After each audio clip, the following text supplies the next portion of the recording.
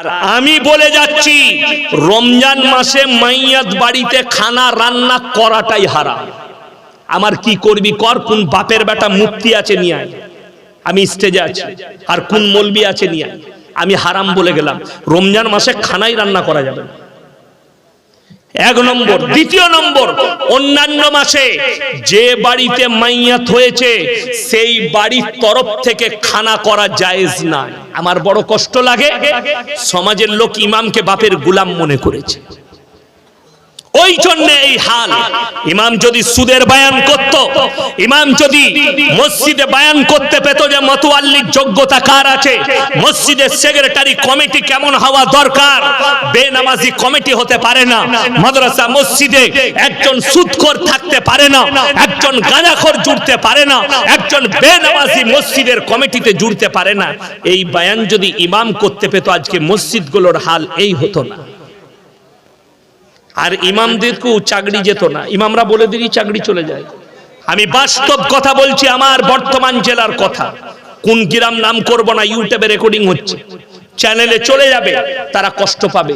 শুধু রমজানের মাসে ইমাম সাহেব মাইয়াত হয়েছে, মাইয়াতের জানাজা হচ্ছে, তো প্রত্যেক গ্রামে একটা করে মোড়ল থাকে, থাকে না থাকে না, মোড়ল থাকে।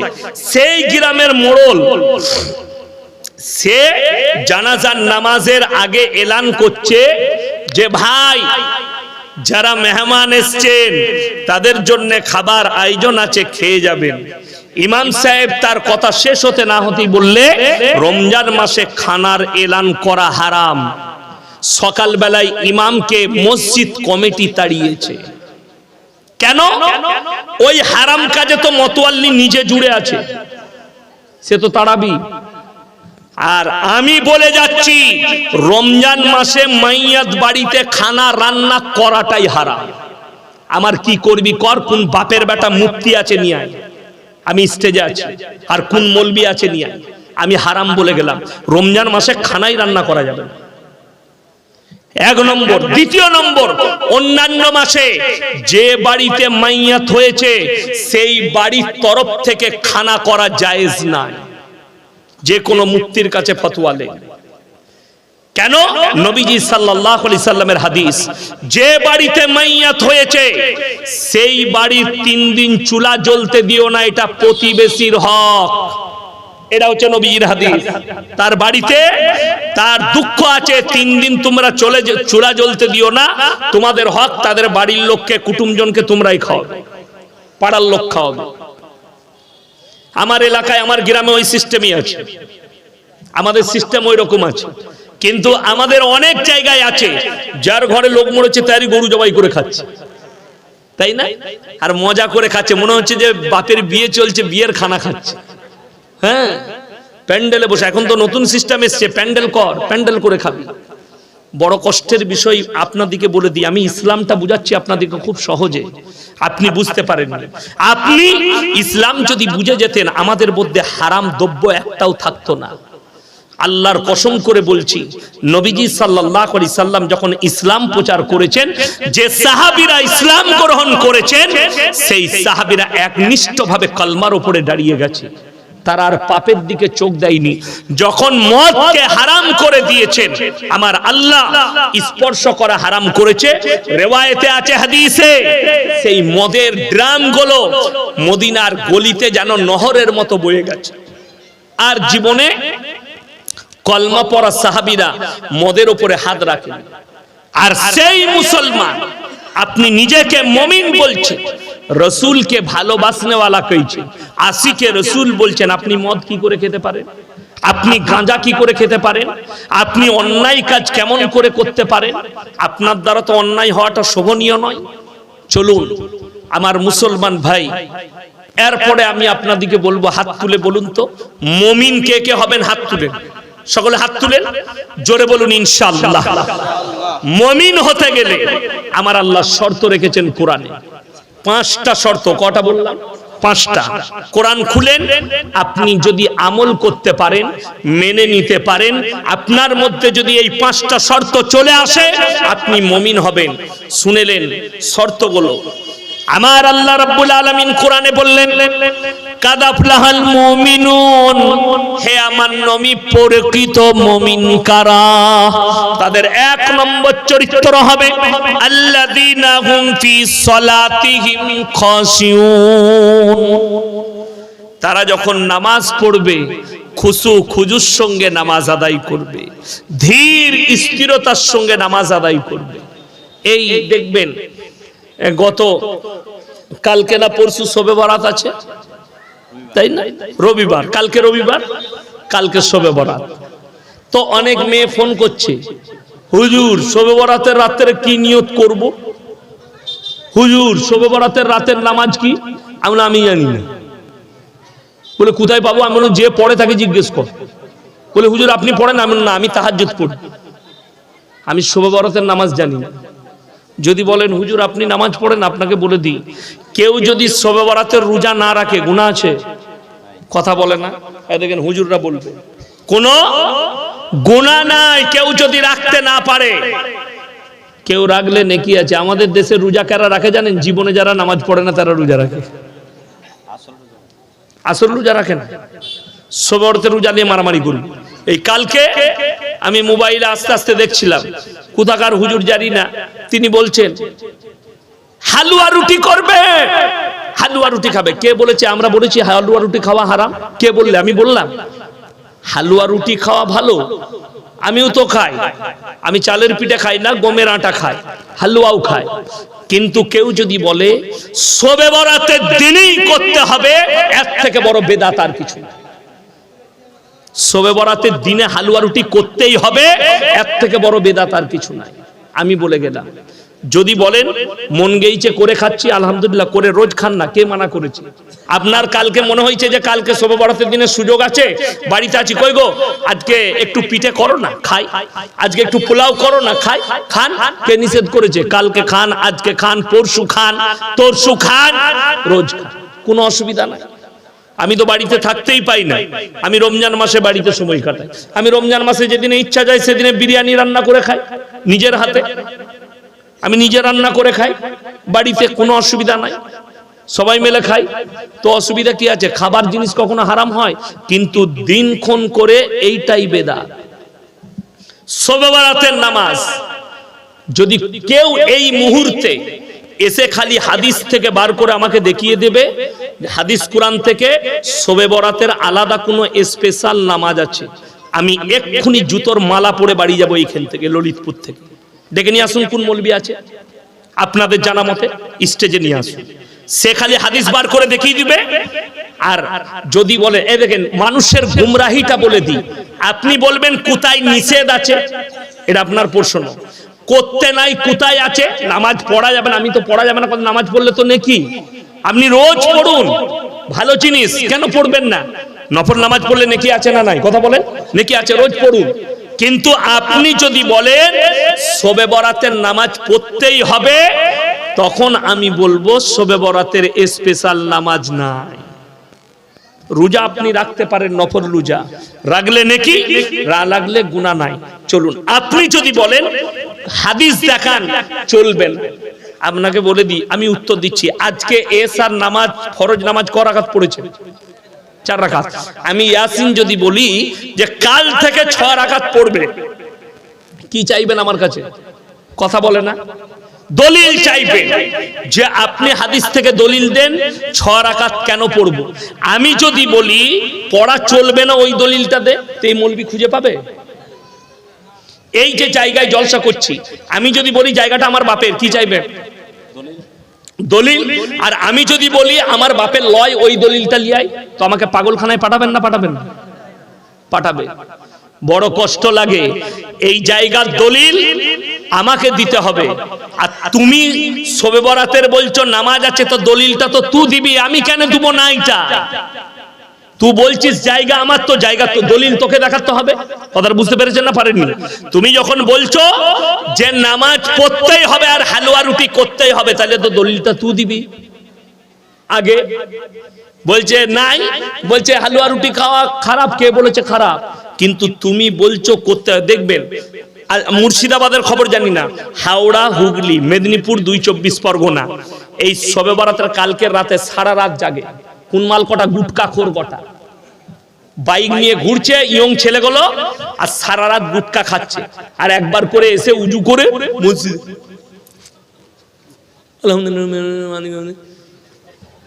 বলে কত রাকাত পড়লিবে? বলে 50 রাকাত, 175 রাকাত। তোর নামাজটাই হয় না। ও 175 রাকাত নামাজ, এই নামাজ কখনো কবুল হয়? আমি নামাজ আপনাদেরকে বুঝাবার জন্য আয়াতটা পড়েছি, আল্লাযীনা হুম ফি সালাতিহিম খাশিউন। যে নামাজটা পড়বেন, নামাজের মধ্যে জান থাকতে হবে, খুশু খুজুর সঙ্গে নামাজ আদায় করতে হবে। আমার নবী বিশ্ব নবী বললেন, ফাইন্নাহু ইয়ারাক। ভাইয়েরা মায়েরা শুনে যান, 2 রাকাত নামাজ পড়বেন, কিন্তু নামাজটার মধ্যে জান থাকতে হবে, খুশু খুজু এবং ধীর স্থিরতা থাকতে হবে তোমার নামাজের মধ্যে। নবীজি বললেন, ফাইন্নাহু ইয়ারাক। তোমরা যখন নামাজে দাঁড়াবে, মনে মনে ভাববে, আমি আল্লাহকে দেখতে পাই বা না পাই, আমার আল্লাহ আমাকে অবশ্যই দেখছেন। এটা মনে মনে ভাববে। নামাজের মধ্যে তোমার মনোযোগ আসবে যে আমি আল্লাহকে দেখতে পাই বা না পাই, আমার আল্লাহ আমাকে অবশ্যই দেখছেন। আর নামাজ হচ্ছে কম্পালসারি। যদি বলেন শবে বরাত, শবে বরাত কিন্তু আমার বক্তব্য আছে সবারই জন্য নয়। যারা 5 ওয়াক্তের নামাজ পড়ে, যারা রমজানের 30টা রোজা রাখে, তারাই রোজাটা রাখলে লাভ আছে। আচ্ছা আপনি বলুন, স্কুলে উচ্চ মাধ্যমিক পরীক্ষা চলছে না চলেনি? চলছে। একটা ছেলে কোনো পরীক্ষা দেয় না, যদি রেজাল্ট আনতে যায় তাকে মাস্টার ঝাঁটা করে মারবে না? মারবে না? মারবে মানে তো যদি কবরে আপনি যান আর ফেরেশতারা জিজ্ঞেস করে যে তোর ফরজ নামাজ, বলে ওটা পড়তে পারিনি। রোজা, বলে ফরজ রোজাও রাখতে পারিনি। তবে কি আছে? বলে মুহররমে খালি লাঠি খেলে বুক চিড়েছি, শবে বরাতে হালুয়া রুটি খেয়েছি, আর মুহররমে এই করেছি। তো বলে তুই রেডি হ, তোকে কাবাব শাখা করবো। তাকে মারবে না? মারবে না? ফরজ নামাজ নাই, ফরজ রোজা নাই, আর তুমি বলছো আমি জান্নাতে যাব। বড় কষ্টের বিষয় না আমার ভাইজান, ওইভাবে জান্নাত পাওয়া যায় না। মুমিন হতে গেলে প্রথম শর্ত আপনাকে নামাজি হতে হবে। সবাই নামাজি হবে, জোরে বলুন ইনশাআল্লাহ। হে আমার যুবক যারা নামাজ পড়ো না, আজকে কষ্টটা ওই জায়গায়। তুমি কাঁদছো, বাবরি মসজিদ ভেঙে গেছে, সেখানে রাম মন্দির তৈরি হয়েছে।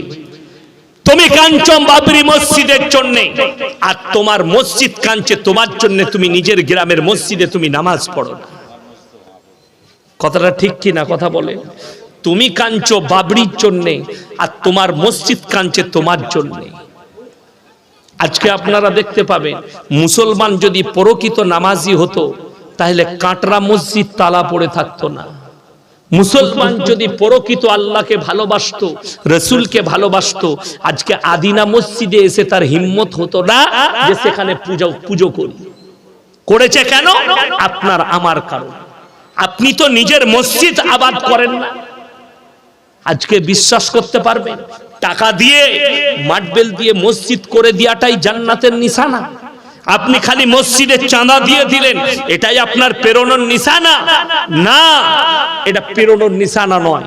প্রথম হচ্ছে মসজিদ তৈরি করবে তো করবে, মসজিদকে আবাদ করো। মসজিদের আসল খোরাক মার্বেল পাথর নয়, আসল খোরাক মসজিদকে দামি করা নয়, আসল খোরাক হচ্ছে মসজিদের নামাজি। যে গ্রামে বড় মসজিদ থাকবে আর নামাজি থাকবে না, সেই গ্রামে আল্লাহর রহমত বর্ষিত হতে পারে না।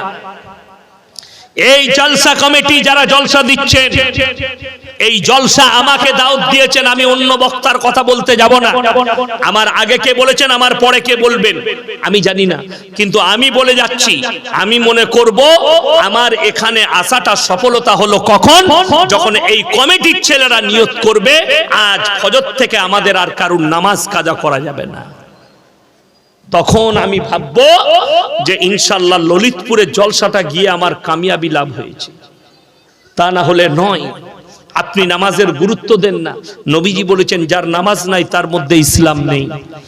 নামাজ এমন ভাবে পড়তে হবে তোমার হাজত ছেড়ে দিয়ে নামাজে দাঁড়াও। আজকে মুসলমান নামাজ কি করে? পাইকারি নামাজ পড়ে। আপনি নামাজে দাঁড়ান, মনোযোগ কিন্তু দুনিয়াতে থাকে, ঠিক কি না? আপনি নামাজে দাঁড়ান, ব্যবসায় মনোযোগ আছে। আপনি নামাজে দাঁড়ান, আপনার খাবারে মনোযোগ আছে। ওই জন্য নবীজি বলেছেন যে তোমরা দুনিয়ার হাজত সেরে তারপরে নামাজে দাঁড়াও। দুনিয়ার হাজত কি? আপনি ধরেলেন জুম্মার দিনে জুম্মা পড়তে যাবেন, বেলা 11টা বেজে গেছে, বিবি আপনাকে বলল গো এক কাজ করো, খাবার হয়ে গেছে, দুটি খেয়ে নাও। আরে সেরকম ভোগ লাগেনি, আগে নামাজটা পড়ি আসি তারপরে খাবো। আপনি গেছেন মসজিদে নামাজ পড়তে, ইমাম সাহেব লম্বা খুতবা ধরেছে, কি বুঝলেন, নামাজে লম্বা সূরা ধরেছে, দ্বিতীয় রাকাতে দাঁড়িয়ে মনে মনে ভাবছেন শালা খেয়ে নিলে ভালো হতো, বে শালা এত লম্বা সূরা ধরে। শেষ, নামাজ আর খাবার মিশে গেল। এইটাই নবীজি শিখিয়েছেন যে তোমার হাজত সেরে নাও, একটু যদি ভোগ লাগে অল্প খেয়ে নাও, যাতে পেটের হাজতটা পূরণ হয়ে যায়, নামাজে যেন মনোযোগটা খাবারে না যায়। তুমি আসরের নামাজে ঢুকেছো, তোমাকে হালকা পায়খানা লেগেছে, আপনি মনে মনে ভাবলেন আমি যদি পায়খানায় বসি নামাজটা জামাতটা ছেড়ে যাবে। তুমি নামাজে দাঁড়িয়েছো, ইমাম সাহেব লম্বা সূরা ধরেছে, দুটো রাকাতই লম্বা করে দিয়েছে। চতুর্থ রাকাতে আপনি যখন দাঁড়িয়েছেন তখন এত জোরে আপনাকে পায়খানা লেগেছে, নামাজে দাঁড়িয়ে খালি এরকম করেছে, শালা ইমাম সাহেব এত দেরি করে দিলে। তো নামাজ আর পায়খানা একসাথে মিশে গেল, নামাজ কেমন হবে? জরুরত ছেড়ে নিয়ে তারপরে নামাজ, যেন দুনিয়ার দিকে মনোযোগ না যায়। ঠিক আমাদের দেশের কিছু লোকের অভ্যাস আছে, দোকান করে, দোকান ব্যবসা করে, বাজারে ব্যবসা আছে, বাজারে মসজিদ আছে, ঠিক যখন মসজিদে ইকামত চালু হবে তখন ছুটে আসে, ঠিক কিনা? আল্লাহু আকবার, আল্লাহু আকবার, আল্লাহু আকবার, তখন তাড়াতাড়ি শাটারটা নামাচ্ছে, করে নামিয়ে এসে উজু করে আল্লাহু আকবার, দাঁড়িয়ে আর মনে পড়ছে না শালা দোকানের চাবি লাগাইছি না লাগাইনি, বাস নামাজ আর দোকান একসাথে। তো এই নামাজ কেমন হবে বুঝতে পারছেন? কিন্তু রাসূল সাল্লাল্লাহু, দেখুন এখানে হাজী সাহেব কে আছেন, উমরা করতে গেছেন, আরবে থেকেছেন, এরকম কেউ আছে? এই তো মাশাআল্লাহ আছে, জিজ্ঞেস করুন। আরবে নামাজে কেউ কি ডাকতে হয় না? আগে গিয়ে বসে যায় নামাজের আজানের আগে, 1 ঘন্টা 1.5 ঘন্টা আগে। দোকান কিন্তু সেখানে খোলা পড়ে থাকে, তারা গিয়ে মসজিদে ঢুকে যায়, তারা দোকান বন্ধ করে না। তবে এক কাজ করবেন, আমার কথা শুনে আপনারা এটা আমল করতে যান না যে আমিও তাহলে আমাদের দেশে দোকান খোলা থাকবে, আমি নামাজটা পড়ে আসি, ঘুরে এসে দেখবেন দুটি চানাচুর না ওটাও নিয়ে পালিয়েছে। কেন বলুন তো? আমাদের দেশে তো মসজিদের দরজা থেকে নতুন জুতো চুরি হয়ে যায়, হয় না? হয় না? জুম্মার দিনে এসছে ছিঁড়া জুতো পরে আর বেরুচ্ছে নতুন জুতো পরে, যদি ধরা পড়ে যায় কি বলে জানেন? ভাই বুঝতে পারলাম না তো, ঢুকে গেছে। আর ধরা পড়ে গেলি এটা বলবে, আর ধরা না পড়লি মাল চলে গেল। বাস্তব কথা বলছি, কোরআন শুনে নেওয়ার পরে মক্কার লোকরা কোরআনে আমল করে, আপনি আমল করেন দুনিয়াতে। আপনার আমল দুনিয়ার, আপনার মহব্বত দুনিয়ার, তাদের মহব্বত আল্লাহর প্রতি, রাসূলের হাদিসের প্রতি, কোরআনের প্রতি। কোরআন শুনে নেওয়ার পরে আমার আল্লাহ রাব্বুল আলামিন সূরা জুম্মায় বললেন, ইয়া আইয়ুহাল্লাযীনা আমানু ইযা নুদিয়া লিস-সালাতি মিন ইয়াউমিল জুমআহ ফাসাউ ইলা যিকরিল্লাহি ওয়া যারুল বাই যালিকুম খায়রুল লাকুম ইন কুনতুম তা'লামুন। হে ঈমানদার ব্যক্তিরা, যখন তোমাদেরকে জুম্মার জন্য ডাক দেওয়া হয়, পৃথিবীর সমস্ত বেচাকেনা বন্ধ করো, ব্যবসা বাণিজ্য খেতিবাড়ি বন্ধ করে দাও, আর আমার ঘরের দিকে ছুটে এসো। তুমি মসজিদে প্রবেশ করে গেলে পৃথিবীর কোন মৌলবি, কোন মুহাদ্দিস, কোন নবী, কোন সাহাবী বলে যায়নি তোমরা 24 ঘন্টা মসজিদে থাকবে। আমার আল্লাহ পরের আয়াতে বললেন, ফাইদা কুদিয়াতিস সালাতু ফান্তাশিরু ফিল আরদি ওয়াবতাগু মিন ফাদলিল্লাহ ওয়াজকুরুল্লাহা কাসীরান লাআল্লাকুম তুফলিহুন। হে আমার বিশ্বনবী, পৃথিবীর মানুষকে বলো, যখন তোমাদের নামাজ হয়ে যাবে আবার তোমরা হালাল রুজির সন্ধানে পৃথিবীতে ছড়িয়ে পড়ো। জোরে বলুন সুবহানাল্লাহ। 24 ঘন্টা মসজিদে থাকার দরকার নাই, নামাজ হলো আবার ছড়িয়ে পড়ো। আমাদের দেশের লোকের একটা রোগ আছে, নামাজ তো পড়েই না, হারামখোর চা দোকানে 3 ঘন্টা আড্ডা মারে। তাকে যদি নামাজের দাওয়াত দেওয়া হয়, ভাই নামাজ পড়িস না কেন, কি বলে জানেন? ভাই সময় হচ্ছে না, অথচ হারামখোর 3 ঘন্টা চায়ের দোকানে গল্প করে। ঠিক বললাম না ভুল বললাম? আরে ভাই শুনে যান, একটা গজল আছে, গজলের ভাষাটা কিন্তু মারাত্মক। হীরের পানি, হীরের মতো, মুক্তোর মতো দামি। কি? নামাজকে বলো না কাজ আছে, কাজকে বলো নামাজ আছে। কথাটা বুঝতে পারেননি? নামাজকে বলো না আমার কাজ আছে, কাজকে বলো আমার নামাজ আছে। বিশ্বাস করুন, যারা মনে করছেন কাল থেকে নামাজ পড়বো, যারা মনে করছেন বয়স হোক নামাজ পড়বো, আল্লাহর কসম করে বলছি পৃথিবীর কেউ এমন ব্যক্তি আছে যে বলতে পারবে আমি অমুক দিনে মারা যাব? বলতে পারবেন না। আপনি যেমন মৌলবীকে প্রতিশ্রুতি দেন, আপনাকে নামাজিকে প্রতিশ্রুতি দেন যে আপনার কাছে নামাজের দাওয়াত নিয়ে এলে আপনি বলবেন যে আমি এক সপ্তাহ পর থেকে ধরবো, 6 মাস পর থেকে ধরবো। আপনি ভেবে দেখুন তো, মালাকুল মউত যদি আপনার কাছে আসে, আপনি বলতে পারবেন যে আমার মেয়ের বিয়ে বাকি আছে, 1 সপ্তাহ পরে আমার জান কবজ করবে? আল্লাহর কসম করে বলছি একটা সেকেন্ড কারোর জন্য অপেক্ষা হবে না। এটা কোরআন। ওয়ান নাজিয়াতি গরকা ওয়ান নাশিতাতি নাশতা। আল্লাহ কসম খেলেন, আমি কসম খাচ্ছি ওই ফেরেশতার যারা আমার হুকুমে দ্রুত গতিতে তোমাদের কাছে পৌঁছায়।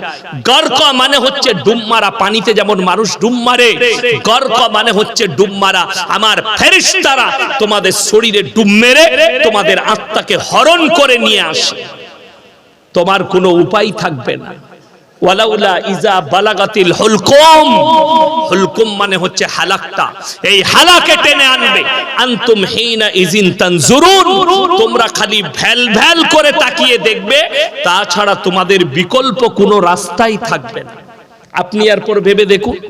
সবাই হাত তুলে বলুন নামাজ কেউ কাজা করব না, জোরে বলুন ইনশাআল্লাহ। মায়ের দিকে বলে যাচ্ছি অনুরোধ করে, নামাজি হন। যেমন আমাদের দেশের লোক, আপনি কি ভেবেছেন জানেন? এই যে কোরআনটা এসছে, কোরআনটাকে আমাদের দেশের লোক মনে করেছে কোরআন খানি করে খালি লোককে জান্নাতে পাঠাবার জন্য। লোকরা মনে করেছে এই কোরআনটা খালি রমজান মাসে তেলাওয়াত করার জন্য। আমার মারা রমজান মাসে ছাড়া আর কোরআন পড়ে না, ঠিক বললাম না ভুল বললাম? এরা রমজান মাসে কোরআন পড়ে না। কোরআনটা শুধু কবর জিয়ারতের জন্য নয়, কোরআনটা শুধু মানুষ মরে গেলে কোরআন খানি করার জন্য নয়। কোরআনকে আল্লাহ পাঠিয়েছেন আলিফ লাম র, কিতাবুন আনজালনাহু ইলাইকা লিতুখরিজান নাস মিনাজ যুলুমাতি ইলান নূর। হে নবী, অন্ধকার জগৎ থেকে মানুষকে আলোর পথটা দেখাবার জন্য আমি আল্লাহ কোরআনকে পাঠিয়েছি, জোরে বলুন সুবহানাল্লাহ। আগে চলুন, এরপরে দ্বিতীয় নম্বরটা, 1 নম্বর নামাজ কাদের আখলাক? মুমিনদের। দ্বিতীয় নম্বরটা মারাত্মক, সেটা কি? ওয়াল্লাযীনা হুম আনিল লাগবি মুরিদুন, তারা যেন নিজেদেরকে গুনাহ কাটা থেকে বঞ্চিত রাখে। সবাই নিজেকে গুনাহ থেকে বাঁচাবো, জোরে বলুন ইনশাআল্লাহ। সমাজ পাপে ভরে যাচ্ছে, পাপ মুক্ত জীবন গড়েন। আপনার জীবনে যেন শুনেলেন, সুদ একটা বড় পাপ, ঘুষ একটা বড় পাপ, চুরি একটা বড় পাপ, মদ একটা পাপ, গাঁজা একটা পাপ। আমাদের সমাজের লোক জানেন, আপনারা করেছেন কি? নিজের জন্য যেটাকে হালাল করেছেন, হুজুরের জন্য সেটা হারাম করে রেখে দিয়েছে। দেখুন, এই স্টেজে আমি যদি বলি, আচ্ছা আপনারা সকলে জানেন, যারা নামাজি তারা জানে, মুসলমান কাঁচা পেঁয়াজ খেয়ে মসজিদে যাওয়া যাবে? কেন যাওয়া যাবে না? মুখে গ্যাস করবে, দুর্গন্ধ। আপনি বুঝে গেলেন, মুখে দুর্গন্ধ করবে। আল্লাহর নবীর হাদিসটা শুনেলেন, তোমরা মুমিন ততক্ষণ হতে পারবে না যতক্ষণ পর্যন্ত তোমার কাছ থেকে তোমার প্রতিবেশী সুরক্ষিত নয়। কথাটা বুঝতে পেরেছেন? তোমার কাছ থেকে তোমার প্রতিবেশী সুরক্ষিত নয়, ততক্ষণ পর্যন্ত তোমরা মুমিন হতে পারবে না। এটা 1 নম্বর। শুনিলেন? আপনি এটা বুঝে গেলেন, মুখের দুর্গন্ধর দ্বারা আপনার পাশের মুমিন ভাই কষ্ট পাবে, ঠিক কি না? কথা বলেন। তাই নবীজি নিষেধ করলেন কাঁচা পেঁয়াজ খেয়ে যেও না। আচ্ছা, বিড়ি সিগারেট গুটকা খেলে আতরের মতো সেন করে তো নাকি? হ্যাঁ, বিড়ি সিগারেট খেলে আরো দুর্গন্ধ করে। তো তুমি বিড়ি সিগারেট খেলে আর আমার পাশে যদি নামাজে দাঁড়ান, তাহলে আপনার দুর্গন্ধে আমি কষ্ট পাবো না খুশি হব? কষ্ট পাবো। কাঁচা পেঁয়াজে যদি কষ্ট পাই, তা বিড়িতে কি করে আমি কষ্ট পাবো না? কথাটা বুঝতে পারেননি? দেখুন, এই যে পানির বোতলটা আমাকে দিয়েছে স্টেজে, প্রত্যেক বক্তার কাছে আছে, আমরা চেয়েছি পানি দিয়েছে। এই বোতলে লেখা আছে, ধরেলেন লিখে দিয়েছে ইনারা, কি লিখেছে? এটার মধ্যে বিষ মিশানো আছে, খেলে মারা যেতে পারেন, এটা আর পান করা যাবে? কেন করা যাবে না? আত্মহত্যা করা ইসলামে জেনে শুনে কি হারাম, পাপ। তো জেনে শুনে পান করা যাবে না।